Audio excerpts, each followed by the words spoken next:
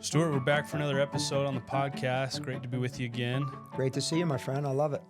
In your presentation, you talked about this bucket approach to retirement, being diversified, protecting yourself. In your presentation, you talked about these three phases or three areas within retirement planning that you guys approach. Help our listeners to understand what a true effective retirement plan looks like from that standpoint. Sure. So, well, it's great to be here again, by the way. So I'm enjoying our little podcasting session. So These are fun. Our three bucket approach is just unique in the sense that, you know, most people that we meet have the majority, if not all of their money in what we refer to as bucket number 2. That is stocks, bonds, mutual funds, exchange traded funds, ETFs, and whatnot. That's what we call managed accounts, okay? And oftentimes we find ourselves introducing a bucket number 1 and a bucket number 3. And if you think about a 3-bucket approach, we're talking about much more diversification. So going in order, bucket number 1 is what we would refer to as our clients as their safe money, the money that will never have to apologize to them for losing any money, money that has protection. And these are basically strategies that we use to allow our clients to sleep better at night, knowing that a certain portion of their portfolio is protected, okay? And why that is important is because they could then be more aggressive in bucket number 2. But if all your money is in bucket number 2, subject to all the market ups and all the markets down, should we go through another 2008 as an example where the S&P 500 was down about 38%, it really can ruin somebody's plan. So bucket number 1, your safe money.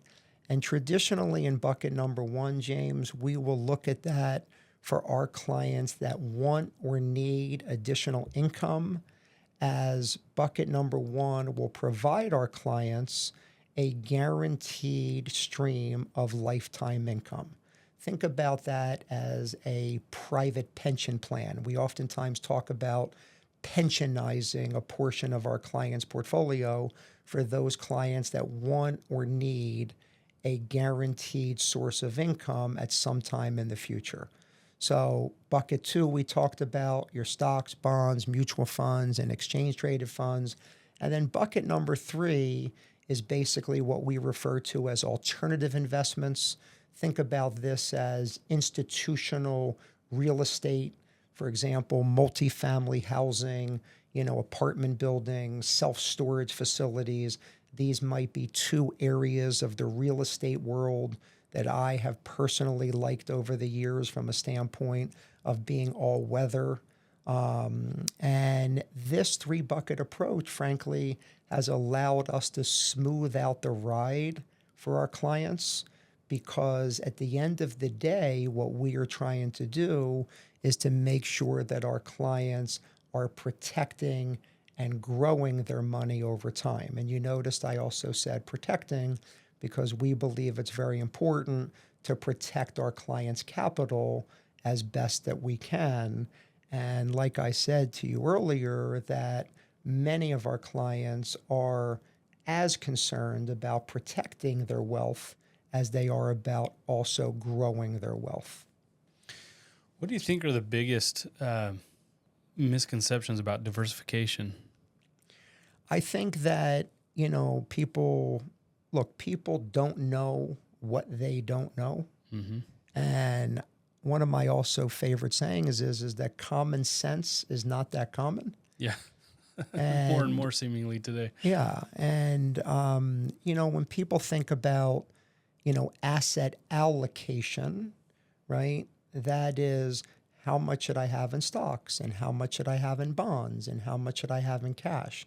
That's your traditional Google diversification, asset allocation would come up there, right? You don't have all your eggs in one basket. But we like to take that a whole step further, not only about asset allocation, but even about asset location planning. That'll be one of our other episodes that we'll certainly talk about. How much money should be in taxable accounts? How much money should be in tax-deferred accounts? How much money should be in tax-free accounts? That's asset location planning. Different, very different than asset allocation planning. And again, our 3-bucket approach gets into all those different areas that really ties everything together. Because once you retire and you turn off the income source from an employer to now yourself, diversification really comes into play. Well, James, I think it all really starts with a plan, right? A written roadmap, a written financial plan that people can know what the game plan is, right?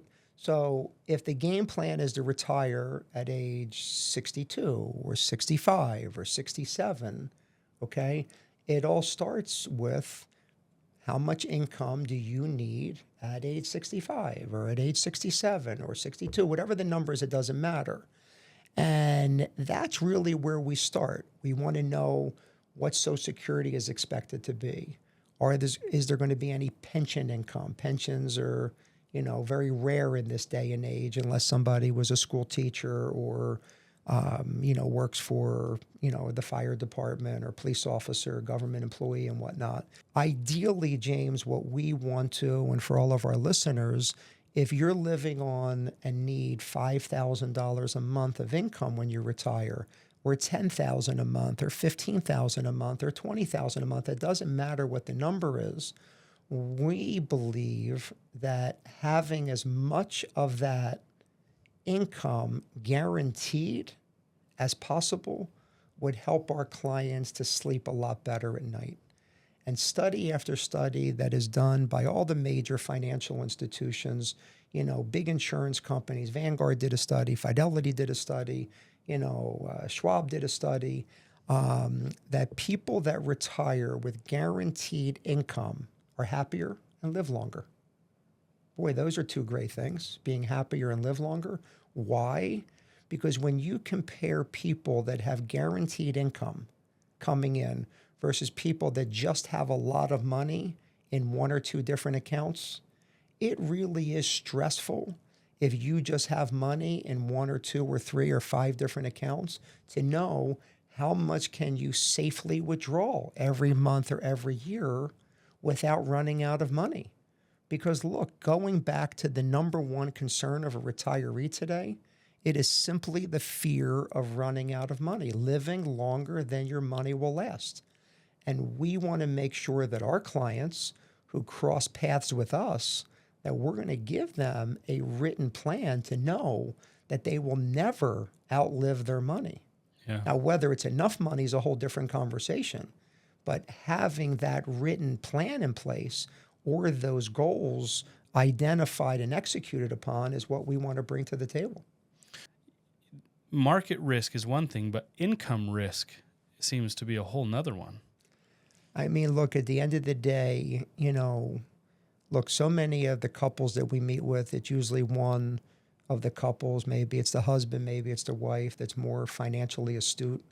But let's just say the more astute, let's say it was the husband who was the one dealing with all the money and, the wife was not really tuned into it. I mean, when husband passes away, the wife really only has one question right after the funeral. Am I going to be okay? Am I going to be okay financially? Like, what income am I going to have so I can continue to live the life that my husband and I have grown accustomed to? Yeah, they don't care if, they care if the market goes down, but that's not what they're asking. They're Nobody's asking, caring, is it this mutual fund versus that mutual fund? Yeah. Is it this annuity versus, they just want to know, am I going to be okay? Yeah. And it all does start with that. It's not about this product or this fund or that fund. We believe in all of it. It's not one size fits all. Everybody's situation is different. And that is why it is so important to have a trusted professional that can customize a plan, that understands your goals, your needs, your desires, and then can implement a plan with you and, be there along the way. Again, we talk about the analogy of helping our clients to safely get down the financial mountain. Well, guess what? We know where the slip and falls are. We know people where they're falling to their deaths, where they're making mistakes, where they're getting themselves in trouble. And because we are the ones that are going to navigate them to safely get down the mountain, it lets our clients know that they have a trusted guide that will walk along with them as they walk through their retirement years. To recap, creating guaranteed income for the rest of your life in retirement is feasible and possible. Listen, look, we used to do our dinner programs on the west side of town here in Arizona at Fleming's in Peoria. And I have clients, over the years that have been with me a long, long time that can live very comfortably on $30,000 a year. I have lots of clients that can't live on $300,000 a year. It doesn't make it one right or one wrong, okay? Your goals and your lifestyle are what your goals and lifestyle are. If you've grown accustomed to living, on 20 grand a month, well, why shouldn't you have 20,000 a month for the rest of your life if that's what it is? You don't have to be apologetic about it. You just need a plan to make sure that that's going to happen. Yeah. And listen, everybody has a plan, okay? If you were just saying, if the market keeps going up and it makes 7% a year, I'm going to be fine. That's a plan, okay? We call that the no plan, but it is certainly a plan. Hope and prayer, is a plan. We think there's a better way, which is to have a well thought out plan that will essentially accomplish that goal.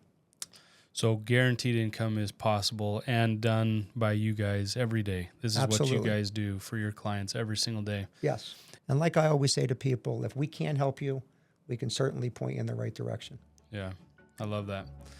All right, you guys, thanks for tuning in. Great to see you. All right, you too, Stu. Thank See you. Pal.